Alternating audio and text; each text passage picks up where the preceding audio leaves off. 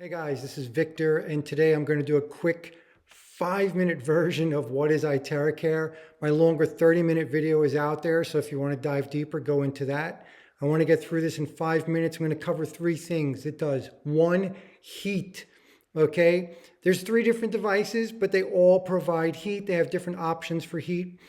And when we use this as therapy, we often call it moxibustion. Okay, this comes from like acupuncture, acupressure. This is not infrared. It's not an infrared device, near infrared, far infrared. No, it's a terahertz gap frequency. But in this case, the heat I'm talking about is not terahertz, not infrared. It's thermal, it's hot air. This is a hot air blower like a hair dryer, okay? But it is not a hair dryer. It's much more than a hair dryer. And you can see that from people that are already using it and comparing it. So the heat is really cool. There's different settings for the heat adjustments, and you don't even need the heat. And this is also a very important thing, right? So this is just one thing, and some of the devices have options so you don't have to use the heat. So number 1, heat is one of the things you can use from this device. But be careful, don't burn yourself, because yes, it can be too hot. And there are other cautions when using heat, so please read the cautions about heat. I'm not going to go into that here. Okay, so let's move on to number 2, and this is kind of the big one, the terahertz gap frequency. It's a very special, unusual frequency that's very hard to generate, or we haven't been able to generate it cheap. Okay, so we don't know how this is actually produced. It's kept secret. There's a lot of misinformation and confusion because of this. Everyone out there is guessing, including myself, trying to provide conjecture on how are they achieving this? How are they generating this very special terahertz gap frequency between just 1 and 30 terahertz? Okay, so now this is far more impactful than the heat therapy. This is probably where some of the magic is happening. And this is able to structure water and fluids in the body in a very special way. Water structuring is another very complex topic, but terahertz gap frequency can do a special kind of structuring. You can find the research on PubMed or elsewhere to explain that to you in detail. Here, I just want to let you know that's one of the big benefits. It also can trigger repair of DNA, collagen, etc. It doesn't heal every cell in the body. So some of this there's a lot of marketing hype or just misunderstanding out there. But it does, again, there is science that shows some of these things. It improves the folding performance of certain proteins in your body. So there's a lot going on. This frequency is very special. And I'm going to emphasize a little bit more about this. So again, it's a terahertz gap frequency. We should not say just terahertz when we talk about this device. It's a very specific frequency, and in this case, between 2 and 17 terahertz for this device. The gap is considered between 1 and 30, so anything falling in there is a gap frequency, and that's just a term for convenience.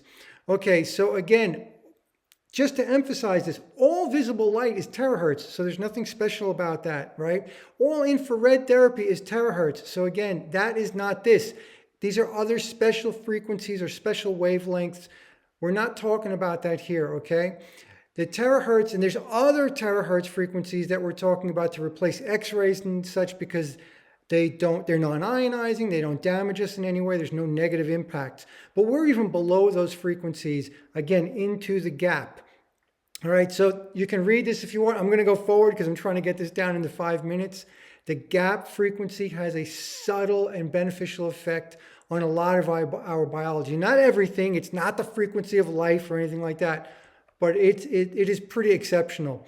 Once again, here's a chart for you to understand nomenclature, terahertz, trillions, mathematical nomenclature. This is where the frequency falls into. Use this as a reference if you need. Okay, so let's go into the third thing, the unique quartz crystal tube. Everything about this crystal is speculation. It's going to be kept secret, of course. It might be or probably is involved in generating the terahertz gap frequency, actually. Heat has nothing to do with it, or very little.